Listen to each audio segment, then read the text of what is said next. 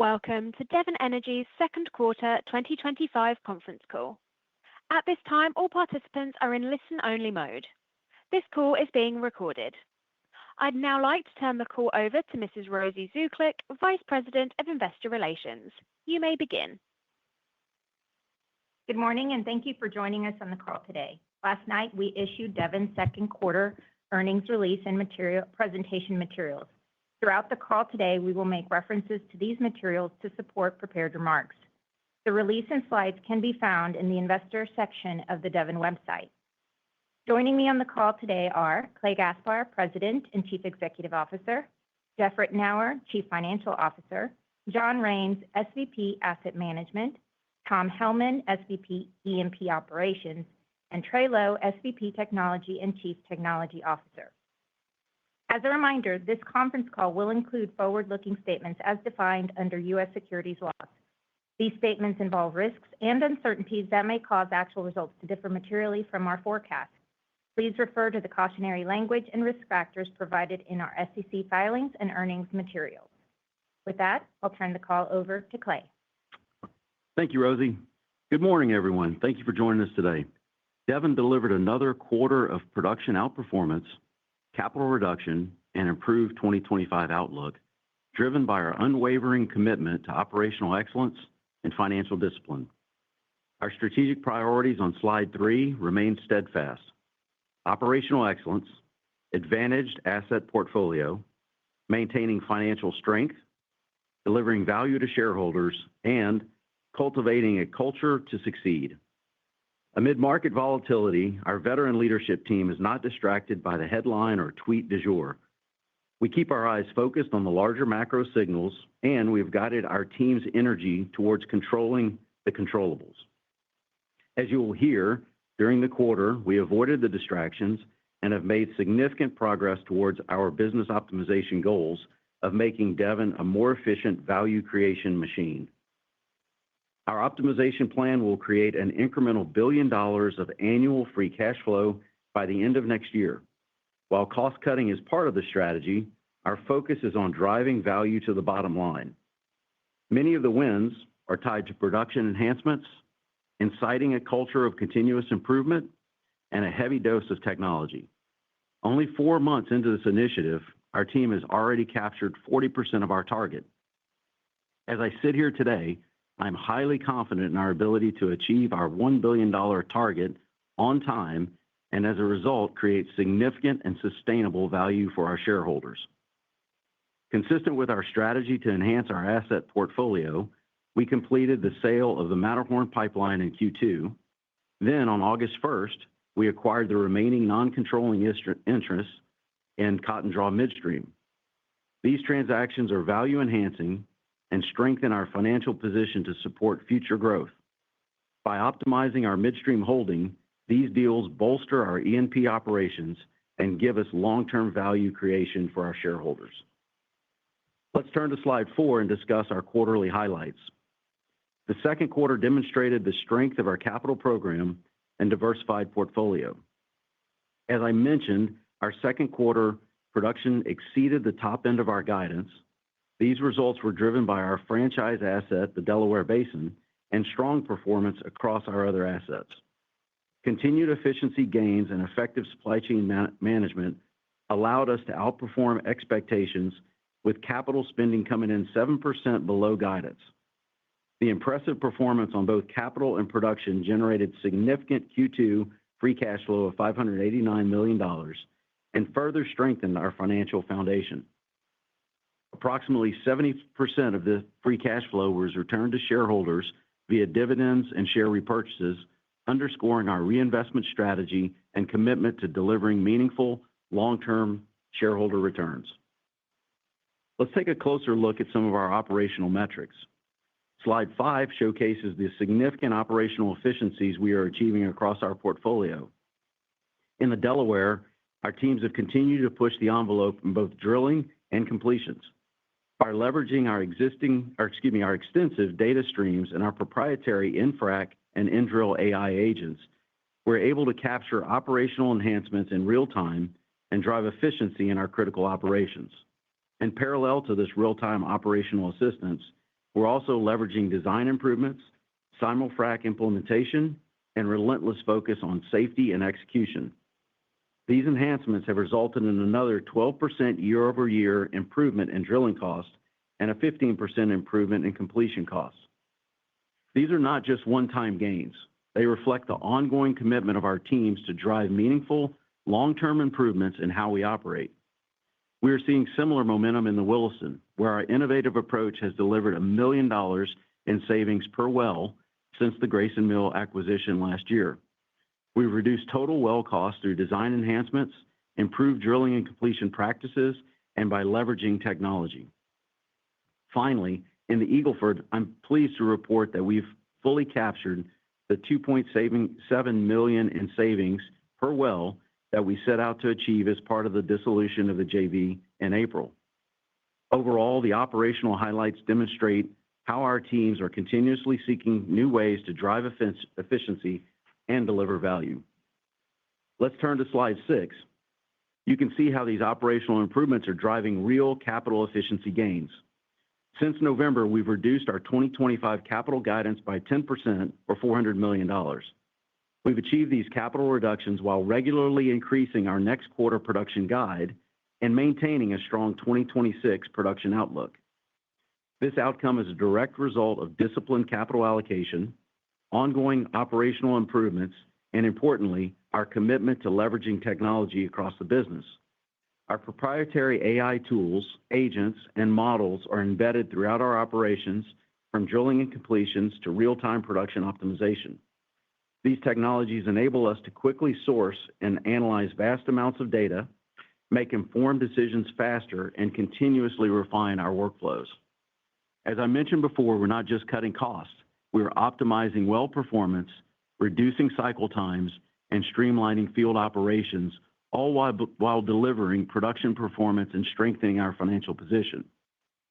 These are sustainable, structural gains that will translate into more efficient capital deployment, stronger free cash flow, and long-term value. With that, I'll hand the call over to Jeff. Thanks, Clay. Turning to slide 7, where we highlight another quarter of strong financial performance for Devon. In the second quarter, we delivered core earnings of 84 cents per share, EBITDAX of $1.8 billion, and operating cash flow of $1.5 billion. After funding our capital requirements, we generated $589 million in free cash flow. This was driven by production exceeding the top end of our guidance, reflecting the excellent operating performance highlighted by Clay, disciplined capital investment resulting in a 7% outperformance versus expectations, and production cost improving 5% from the prior period due to reduced downtime, lower workover expenses, and lower production taxes. In addition to strong organic free cash flow, we closed the $372 million divestiture of our equity interest in the Matterhorn pipeline, resulting in $307 million pre-tax gain. With the associated taxes from this divestiture, our current tax rate was approximately 21% for the quarter, above our recent run rate. With this robust cash generation, we delivered significant value to shareholders, paying $156 million in dividends and allocating $249 million to share repurchases. We remain firmly committed to our capital allocation framework, balancing high return investments with substantial cash returns to shareholders. Moving to slide 8, our financial strength and liquidity position remain a clear differentiator for Devon. We exited the quarter with $4.8 billion in total liquidity, including $1.8 billion in cash on hand. Our net debt to EBITDAX ratio improved to 0.9 times, reflecting our ongoing focus on maintaining a strong balance sheet. Our $2.5 billion debt reduction plan is progressing well, with $500 million already retired. Additionally, we plan to accelerate the retirement of our $485 million senior notes maturing in December. Taking advantage of the no penalty call option, we've elected to retire these notes in September, one quarter earlier than originally planned, saving $7 million in interest expense in 2025. Another differentiator for Devon is our success on the midstream and marketing front. After quarter end, we acquired all outstanding non-controlling interest in Cotton Draw Midstream for $260 million. This transaction gives us 100% ownership of the asset and full access to its cash flows, resulting in savings of over $50 million in projected annual distributions that would have been paid to our partner. These savings are incremental to our $1 billion business optimization plan announced earlier in the year, further improving our multi-year cash inflows. Full ownership of Cotton Draw Midstream strengthens our competitive position in the basin and supports future growth in one of our most prolific areas. Alongside the Matterhorn pipeline divestiture, this acquisition demonstrates our commitment to creating value and enhancing our E&P operations through our strategic midstream investments. With these transactions, we've successfully created value as both a buyer and seller of midstream assets. Moving forward, we remain open to additional opportunities in the midstream space and creating additional value with our investments. On the gas marketing front, we're focused on maximizing realizations and positioning our gas production to benefit from increasing demand driven by LNG expansion and power generation. In the second quarter, we executed 2 new agreements that advance these objectives and further diversify our natural gas sales portfolio.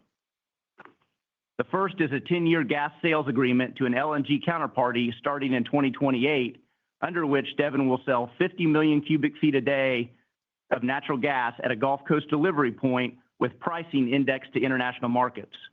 As LNG build-out creates additional demand for natural gas, we expect to pursue more opportunities to add exposure to international price markers. The second is a Permian gas sales agreement with Competitive Power Ventures Basin Ranch Energy Center to support its proposed 1,350 megawatt power plant. With an expected start in 2028, Devon will supply 65 million cubic feet per day of natural gas for a 7-year term, with pricing indexed to ERCOT West power prices. This pricing construct further limits Devon's exposure to the Waha price weakness we've seen in the basin for some time. Now turning to slide 9 to touch on guidance. For the second consecutive quarter, we're raising our oil production outlook while lowering capital spending. We now expect full-year oil volumes to range from 384,000 to 390,000 barrels per day, reflecting continued strong well productivity and base performance across our portfolio. Total capital guidance is being reduced by $100 million to a range of $3.6 to $3.8 billion.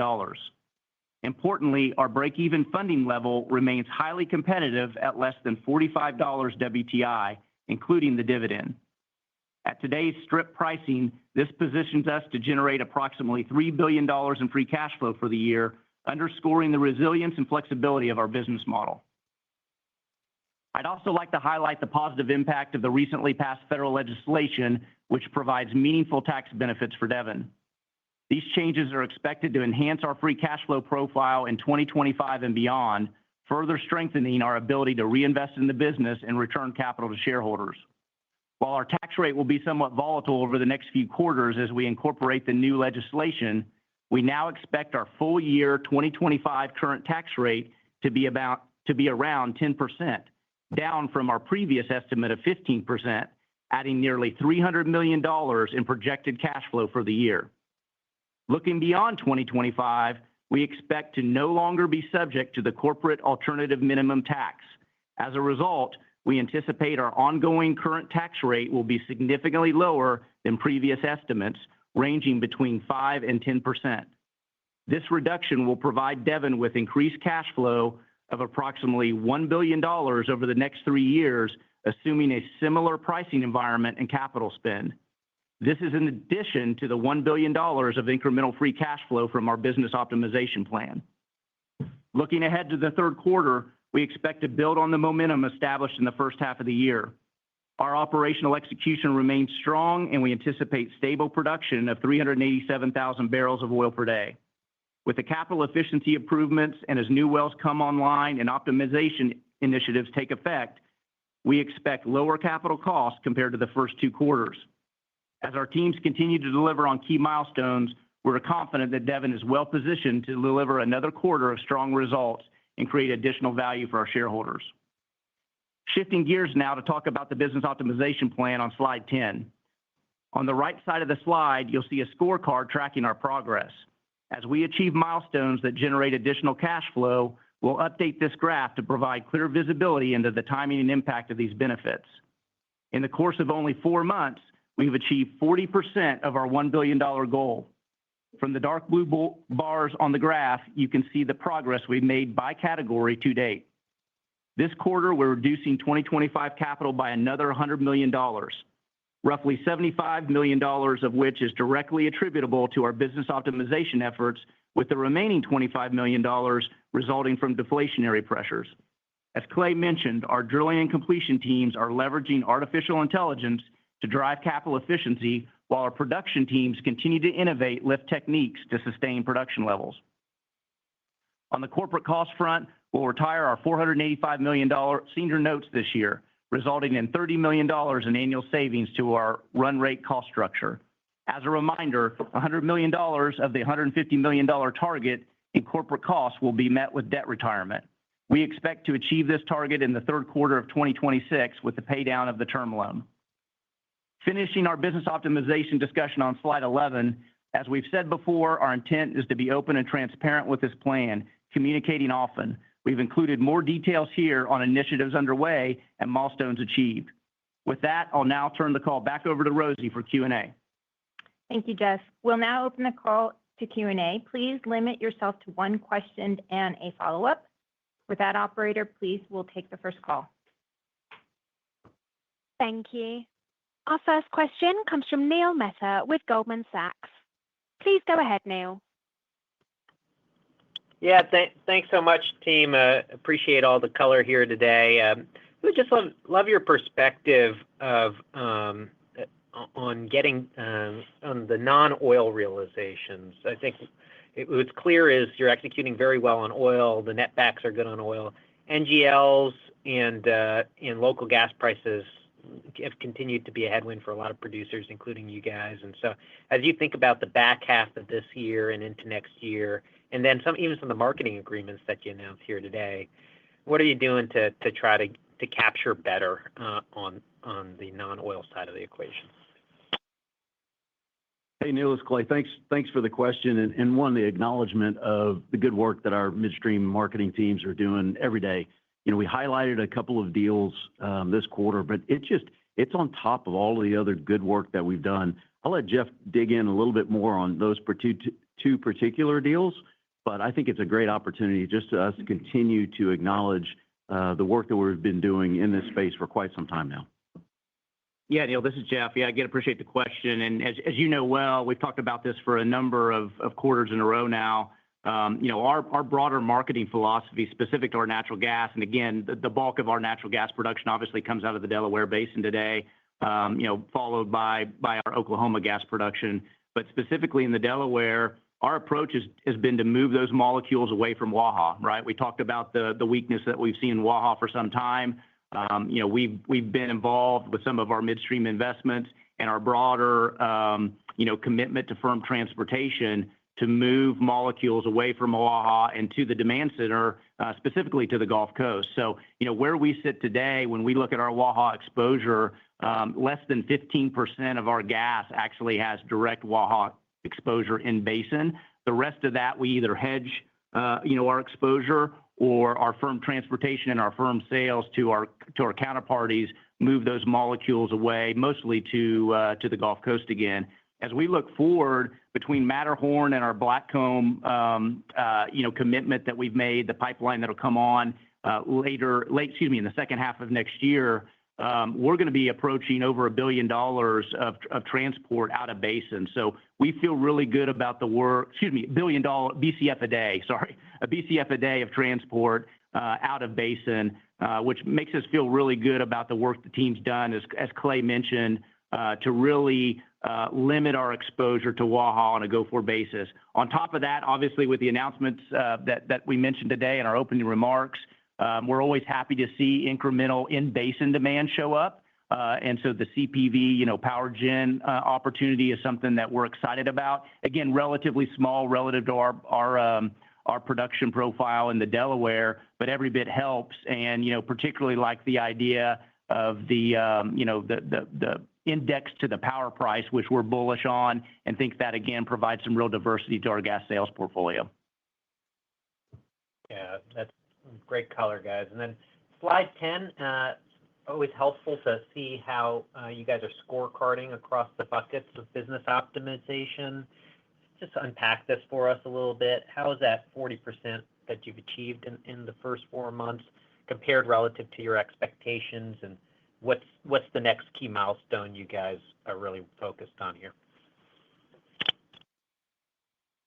Yeah, thanks for the question. This is Trey. We're really encouraged by all of the advances that we've seen so far. Obviously, we've made a ton of improvements across several of the categories, and we're going to continue to see a lot of the other categories. The ideas that are being implemented today show up in the financials in the coming quarters. Some of the examples that I would share, we continue to see our teams lean on technology and AI. The way that all of our employees are working today is changing in real time, and we've seen the adoption and the investment that we've made over a number of years really take fire. And our leadership team has set an expectation and table stakes really that we expect all of our employees to use these new tools, and that's showing up in a lot of these business optimization initiatives that we have across the company.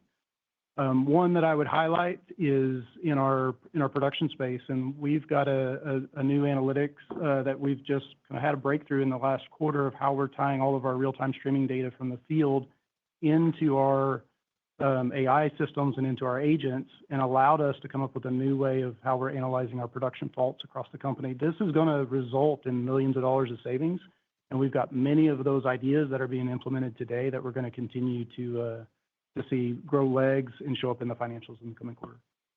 And Neil, I wanted to pile on that. I want to reiterate something that Jeff mentioned in his prepared remarks.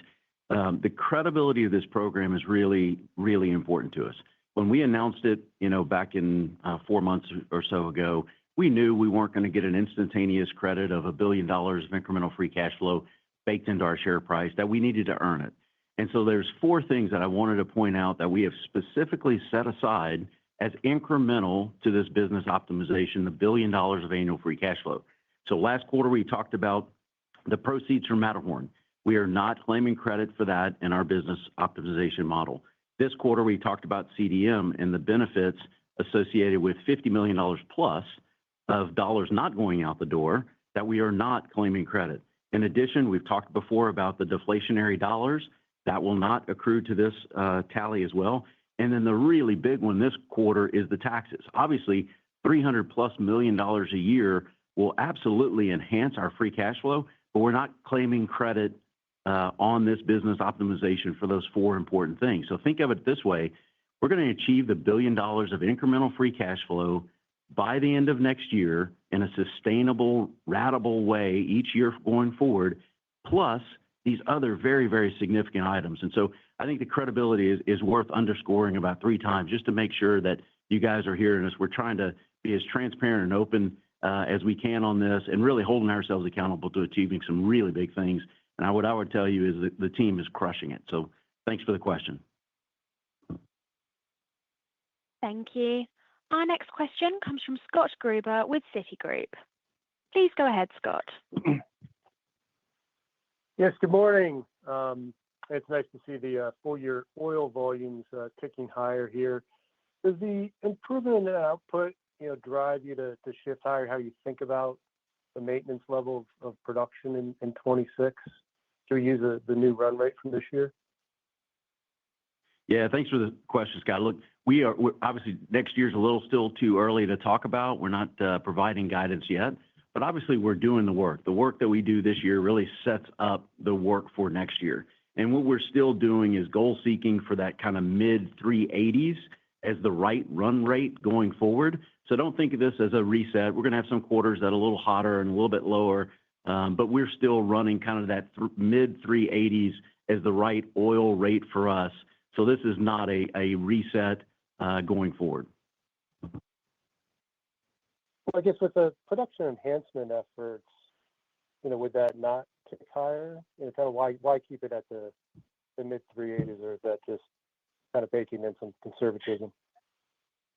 Yeah, so obviously we're thinking a lot about the macro. We feel like the oil market is just generally well supplied, and what that translates into us is that we think maintenance capital is the right approach from an investment standpoint. So as we accrue benefits on the production side, on the capital side, on the LOE side, what we're attempting to do is accrue those benefits on the cost side of the equation, ultimately in a reduced capital benefit. Now, it's hard to do that on a quarter-to-quarter basis, and so you see, like, we've guided next quarter to a midpoint of 387. Yeah, don't think of that as a runaway growth. This is just the incredibly good work of the teams. What we're trying to do is make sure that we balance kind of moderating that activity so we're not running away on production, but at the same time, we're being very thoughtful about trying to be ratable and smooth in that outlook, and that's what we're solving for when we're looking at 26 and really beyond. Yeah, John's got one more point. Yeah, and I think just to add to Clay's comments, the downshift in rig and horsepower count that you saw us announce in Q1 is reflective of that. So as we have these production optimization gains, a lot of times they show up in a lot of small ways, and we see it more in real time. And to Clay's point, we see that in the next quarter. And so that's the reason you're seeing a little bit higher guide for the next quarter. But the behavior that Clay described really manifest in Q1 and Q2, and you're seeing those rig drops, here the second half of the year. And that's reflective of what I think you'll see us do go forward when we have these production wins. And think about the benefits of that, Scott. I mean, we are all, just cherishing this amazing portfolio that we have.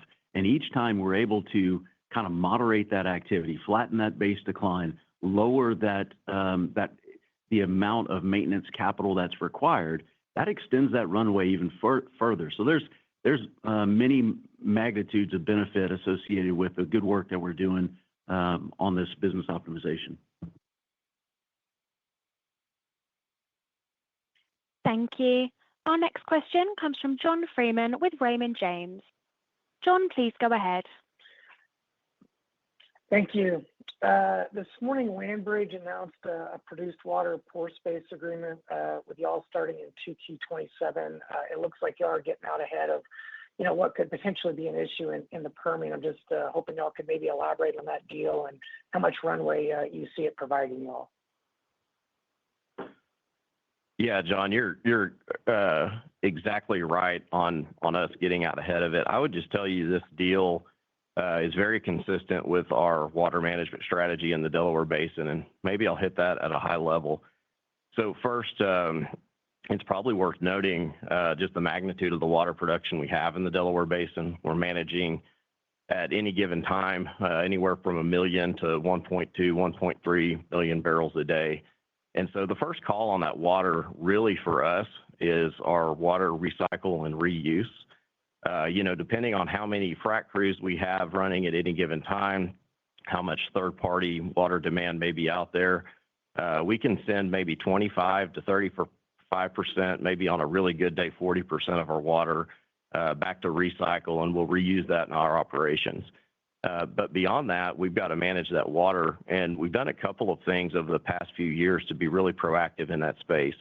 One was our joint venture with WaterBridge, predominantly on the Texas side of the basin. We've since expanded that partnership a bit on the New Mexico side. The other thing that we've done, and more predominantly on the New Mexico side, is continue to build out our infrastructure into what we call a super system. And specific to New Mexico, we now have the ability to move water from asset to asset bidirectionally. It gives us a lot of flexibility. And then what we do on the back end of that is we have a lot of strategic partnerships with third parties to be able to move that water around. And so the deal that you saw announced this morning is simply one of those strategic relationships with a third party. We've really leveraged our WaterBridge JV to allow us to do that. And so in 2027, when that deal really becomes effective, we'll now have the ability to move that water to a part of the basin that's much lower in terms of pore pressures in the Delaware Mountain Group. And so I see this as a strategic advantage for Devon going forward. It's a win-win for our partners on the deal and for Devon.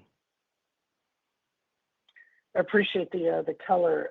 And then just following up on the new gas marketing agreement with CPV, you've got a competitor that's also participating, and they disclosed a right to also purchase power from that facility for their own operations. Do y'all have a similar agreement in place?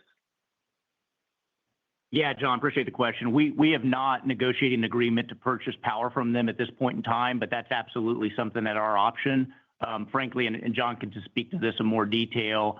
We just don't have the load on the Texas side, of the border and the need for it at this point in time, as maybe compared to what we're doing on the New Mexico side. John, you want to add some color to that?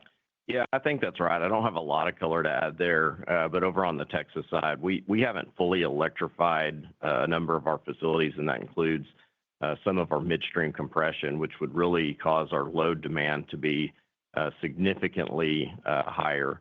To that, we also have dedicated substations on the Texas side, good partnership and relationship with Encore. So on a relative need basis, that's not simply something that we have as much of.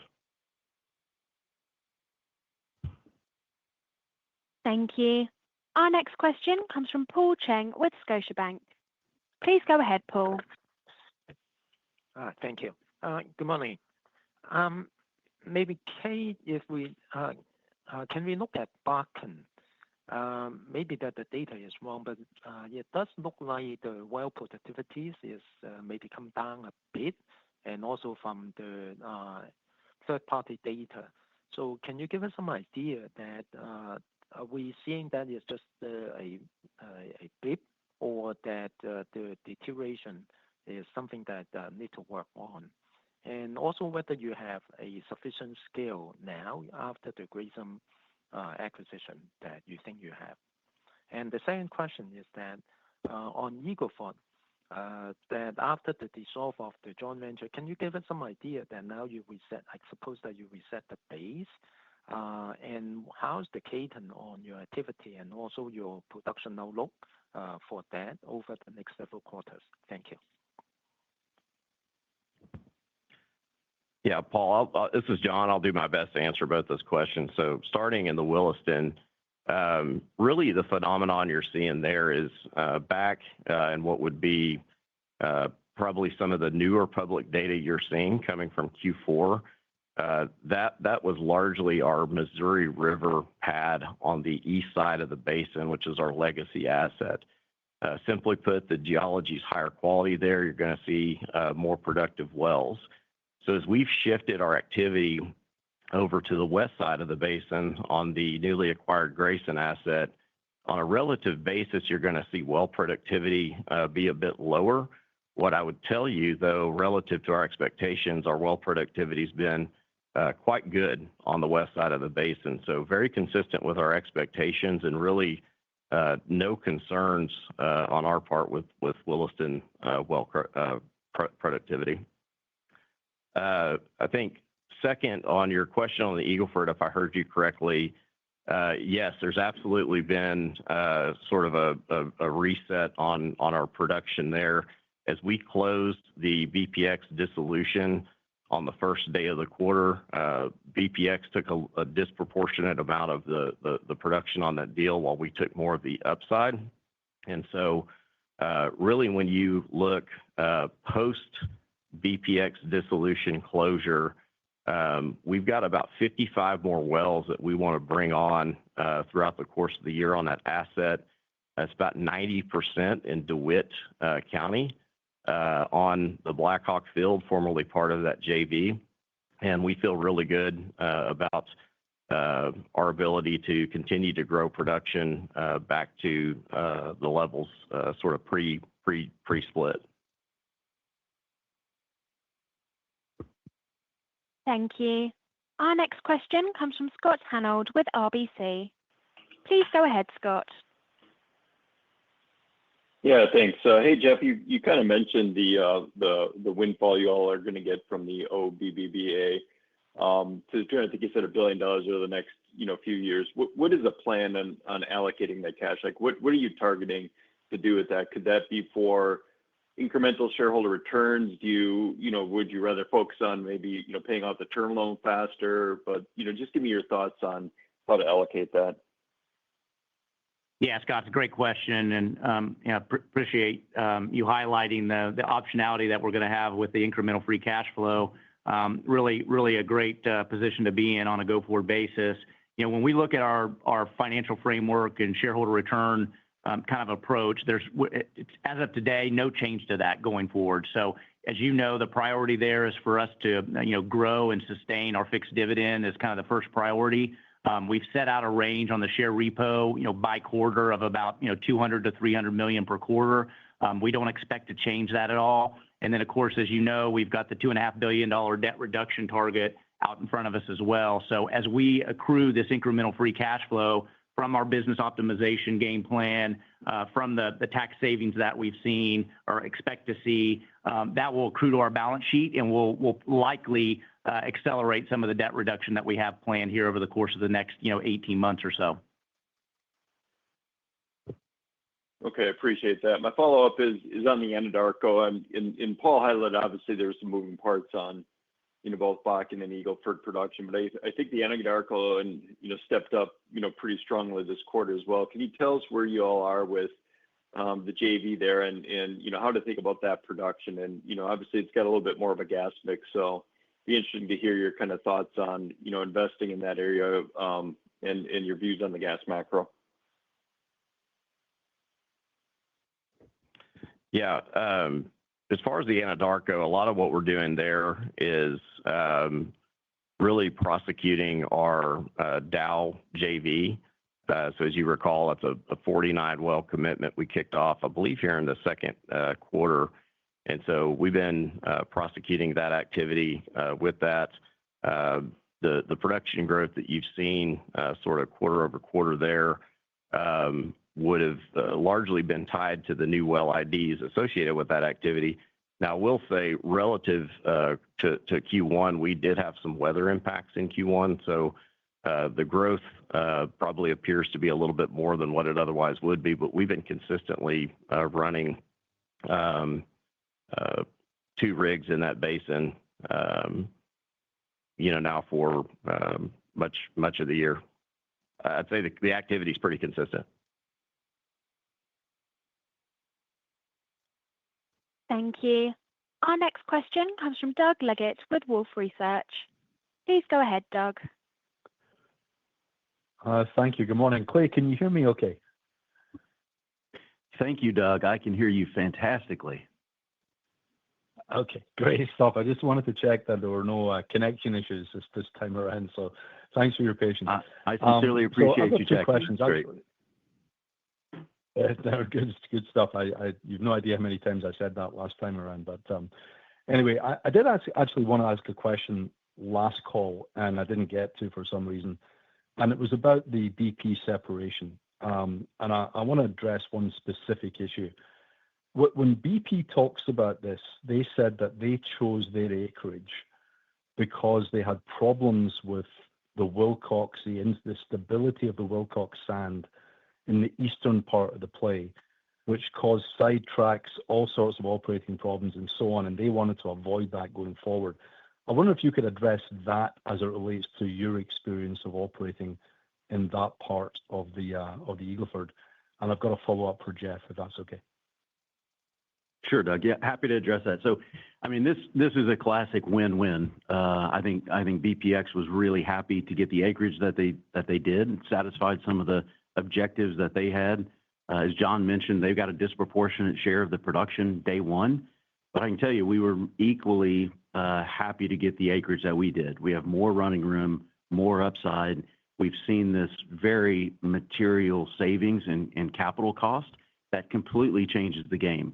We feel very confident in our ability to execute as you move to that northeast area. It is more challenging drilling, but we're much more confident having our D&C team jump all over that. We see a lot of runway.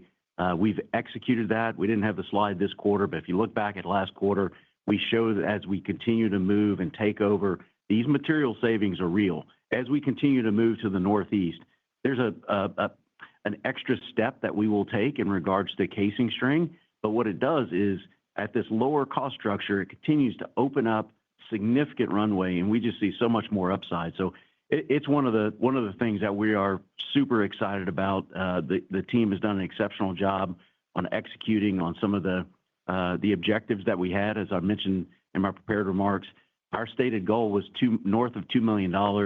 we had kind of whispered, we really think it's 2.7. We've now achieved that $2.7 million per well. And as you know, that changes the game on the upside potential of that runway. And even the more challenging acreage to the northeast, we just have so much more running room and so much more upside value to create from there. Clay, that saving includes the additional string?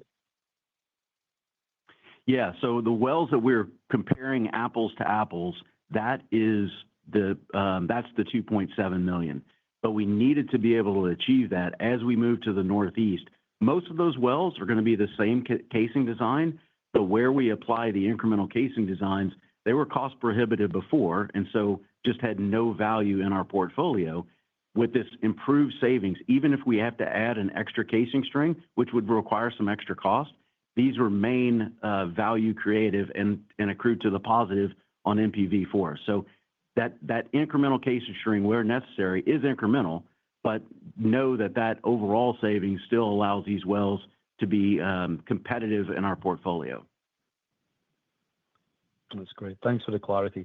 So my follow-up, Jeff, I guess there's a couple of pieces to this, and it starts with cash tax. You've given the next 3 years. My question is, I know there's no precision here, but this idea that you now get IDCs on a kind of, as long as the current administration is in place for an extended period of time, what does it look like beyond the next 2 or 3 years? And I guess my part B would be, clearly this is kind of a windfall. I think I heard you say that you're prepared to put cash on the balance sheet and reduce net debt. Am I overthinking that? No, that's exactly right, Doug. Yeah, as we continue to, and obviously the tax is impactful, but also the free cash flow we're going to generate with our business optimization game plan and some of the other things that we've talked about here today that Clay mentioned previously. Again, things can change in the world, but based on our current forecast, we're going to be generating significant free cash flow going forward, incremental to what we would have thought of even just a few months ago. And so our game plan is not to change our shareholder return framework at this point in time, accrue that cash to the balance sheet, help us achieve that $2.5 billion debt reduction that we set out on the back of the Grayson Mill acquisition. So that's absolutely our current thoughts around how we're going to allocate this capital going forward. And again, as we work through our capital budget here over the coming months, we'll obviously provide some incremental guidance on 2026, and things may change a bit, but the current thought process is continue to work towards that $2.5 billion debt reduction beyond the cash returns to shareholders. To your question about longer term kind of tax profile, as I highlighted in my opening remarks, the benefit of CAMT going away, the corporate alt-min tax going away for us, as a result of the IDC deductions, we'll have a current tax rate closer to that 5% level as we look at 2026. It'll move a little higher in 2027, probably closer to that 10% that I highlighted in the comments. And then beyond then, again, assuming kind of current price structure, current capital investment, you'll likely see that current tax rate trend higher. But as we look out in our projections, if we look at the current tax rate we had here in the second quarter was obviously elevated with the huge gain that we had on the Matterhorn sale. But if you go back another quarter and see us being in kind of the high teens, we don't get back to that kind of level in our projections until 6-7 years out, right, under the current construct. So definitely a benefit for us. Obviously, the bulk of that comes here over the next 3 years with the acceleration of the R&D expensing and the bonus depreciation, but really carries forward even beyond the next 3 years until things level out. Thank you. Our next question comes from Arun Jayaram with JP Morgan. Please go ahead. Yeah.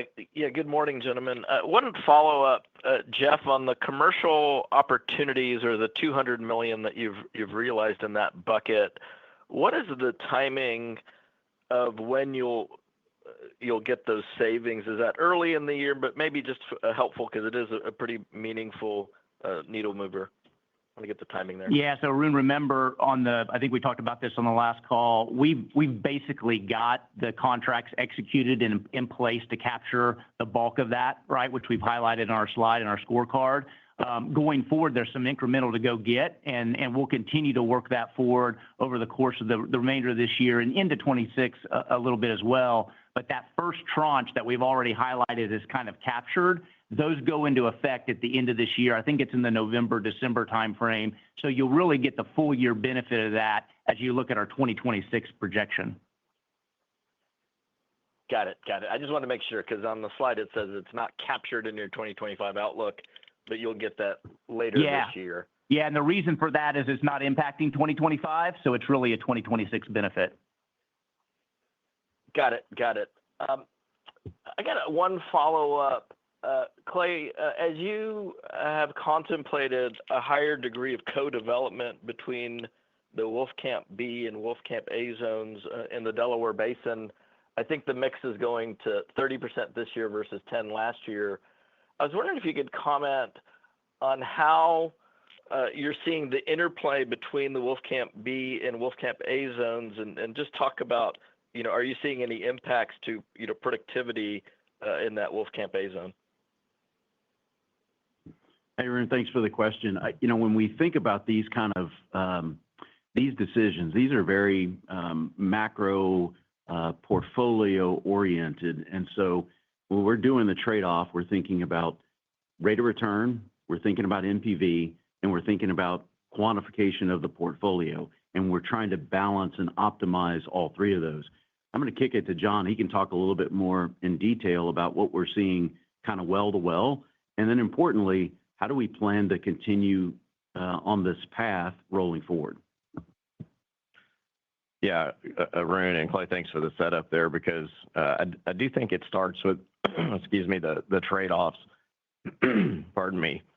As Clay mentioned, as we shift more into this multi-zone co-development, we know we're taking a little bit of a near-term trade-off on a bit lower well productivity in exchange for a more optimized net present value across our inventory, but importantly, a more sustainable and longer-term inventory runway. And so when you ask the question specifically, is the inclusion of the Wolfcamp B impacting the Wolfcamp A? I would tell you generally, no, that's not what we're seeing. We've appraised that potential impact now over a couple of years. We've really optimized both our landings and our spacings to get these large multi-zone developments right. And I'll tell you that the benefit we see is really avoiding the depletion effect on future inventory. And so if we wanted to prop up our well productivity and just mow down our best zones, we could do that. And what we'd probably do is mow down our Wolfcamp A. But if we did that, we would be sacrificing the productivity of the Wolfcamp B later on. You'd see depletion effects in those wells, and those wells would be lower productivity out in time. So this is a good reason of why we're so convicted in this multi-zone co-development philosophy. So limited to no impacts on the A, but the real win there is we're maintaining the productivity of the B wells. I hope that answers your question. Thank you. Our next question comes from Betty Jiang with Barclays. Please go ahead, Betty. Good morning. It's great to see the operational momentum translating into free cash flow generation. A follow-up to you, Jeff. We talked a lot about the balance of capital allocation. Maybe asked differently, you are grinding down or paying down that $2.5 billion of net debt reduction faster than previously expected with all these efficiency gains, lower CapEx, and tax savings. What do you think is the optimal debt level for this business going forward? We see you potentially reaching that $2.5 billion target by end of 26, maybe early 27. Is that after that we could see a potential increase in cash return? Thanks. Yeah, absolutely, Betty. I think that's a great way to think about it. As you and I've talked about in the past, the $2.5 billion debt reduction that we have targeted really does get us to kind of what I think about as our optimal absolute debt level. So if you see, obviously today we sit at $8.9 billion of absolute debt. you take off the 2.5, and you're somewhere in the $6 to $6.5 billion range. When we run our downside sensitivities around pricing and cost structure, obviously that net debt to EBITDA ratio can flip on you pretty quickly. But at that absolute debt level of $6.5 billion, we feel pretty comfortable and feel really good about maintaining our investment grade status, which is critical to us for all parts of our business. So I think about that as kind of the optimal absolute level. And again, I want to reiterate that's certainly a priority for us, but the benefit of accruing this cash to the balance sheet, and we'll absolutely consider some acceleration of the debt repayment, as I talked about earlier. But that cash on the balance sheet provides us optimal flexibility. So without question, we're going to continue to be talking to our board about how do we continue to build upon the cash returns to our shareholders. And so don't take any of my comments as precluding the option, down the road of that increasing over time. But certainly in the near term, the priority is on the debt repayment. That's very clear. Thanks. My follow-up is on sort of unlocking the next layer of resources. Given the lower cost structure, whether that's coming from midstream or upstream, do you see other resource opportunities that's getting unlocked now that was previously uneconomical under the prior higher cost structure? If so, where could be some of these opportunities?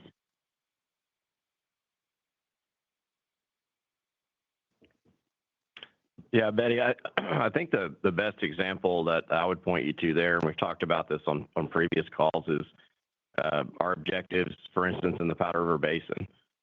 When you look at what we're doing there and what we're trying to accomplish there, I'd say there's really two deliverables. One, we want to deliver more consistent and competitive well results. So when you look back to 2024 and what we've done in 2025, we've delivered very consistent results. In fact, some of the more consistent results in our portfolio. And these are some of the best results we've delivered the Niobrara thus far. The second aspect of our strategic objective there is we've got to consistently lower our well cost. And so when you look specifically at some of these optimizations and the work we're doing, we've been historically north of $13 million on a 3-mile Niobrara well. We've made a lot of progress. We've gotten closer to call it a $12 million type well. And when you look forward at some of the upcoming programs, some of the design changes we're making, some of the scale benefits we'll achieve, we have a vision well concept out there that aligns very well with our business optimization to get to a $10 million type of DNC cost for a 3-mile Niobrara well. And that's a perfect example of taking something that's marginally competitive in our portfolio today and making it competitive. Thank you. Our next question comes from Philip Jungwirth with BMO. Philip, please go ahead. Thanks. Good morning. You mentioned being open to additional investments in the midstream space and was just hoping you could expand on this and maybe what part of the value chain that could be. And what would the target level of investment be, assuming you plan to fund this with Devon's balance sheet? Yeah, thanks for the question, Philip. I think what's really interesting about this quarter is you see an example of us highlighting a midstream asset sale and a midstream asset acquisition. And both we're really excited about. We think they are cost beneficial, structurally beneficial, value creating opportunities. And so don't think of us as maybe only going one direction on this, but always trying to do the work to find out what is the better scenario to make us a better company. In the case of Matterhorn, we had a tremendous 5-bagger return on that investment. We've held on to the capacity, and then importantly, we allowed the pipe to get put into the ground, which was the initial motivation. So check on that. We retained the capacity. We're doing a really good job there. When we think about something like CDM, that is one of our highest growth, highest value assets. Maintaining control of that, we continue to see gas volumes grow in the area. We see significant upside for that. And then we had an opportunity to take out the rest of it and then lower our cost structure going forward at a very, very competitive investment. So both of those, although they could appear moving in the opposite direction, the common theme is value creation. Jeff, do you have other comments? Yeah, I would echo your comment and just kind of to sum that up, say everything that we do related to our midstream investments is specific to our broader strategy, both on the E&P side of optimizing our business there and creating as lowest cost structure as possible for our core business.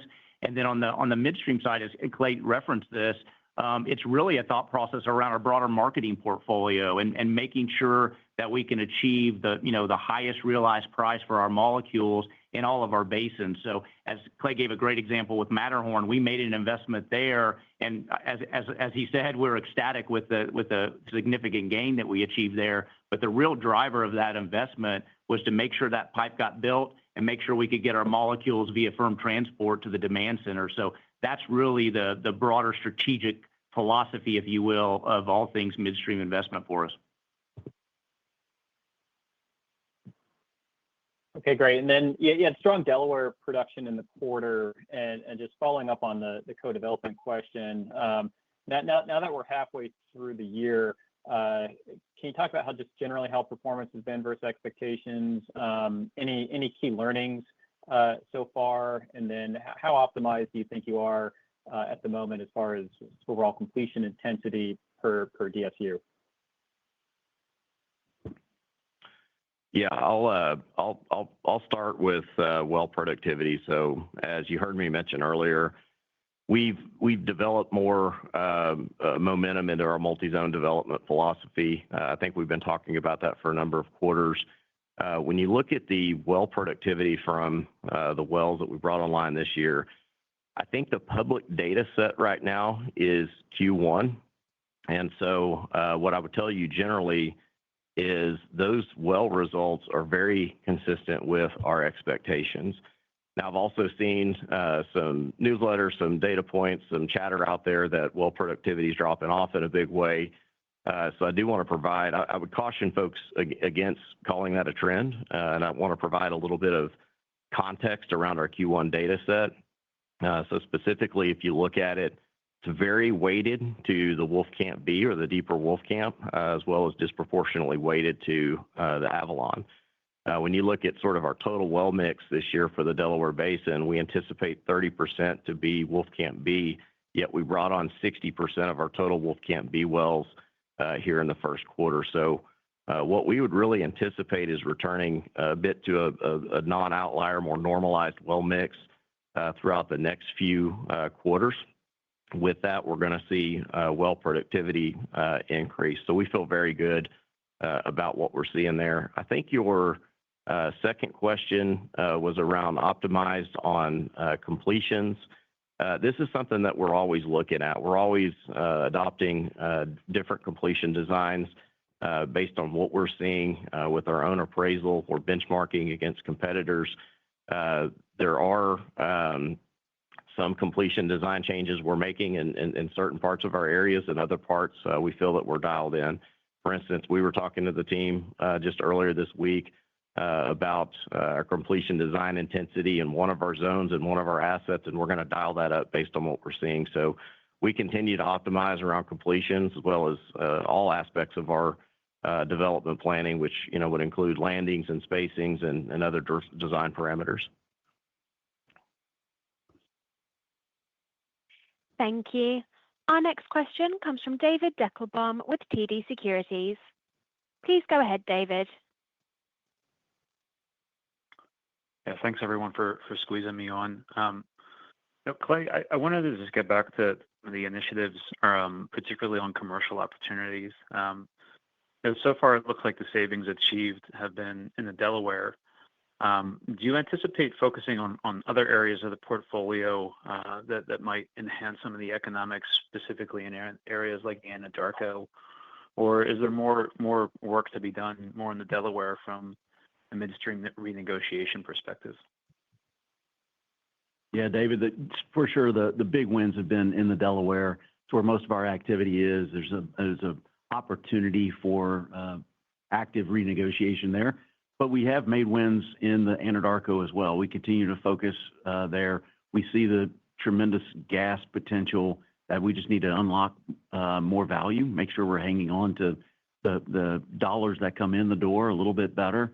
And so I'd say that's another area that we will continue to see and accrue benefits.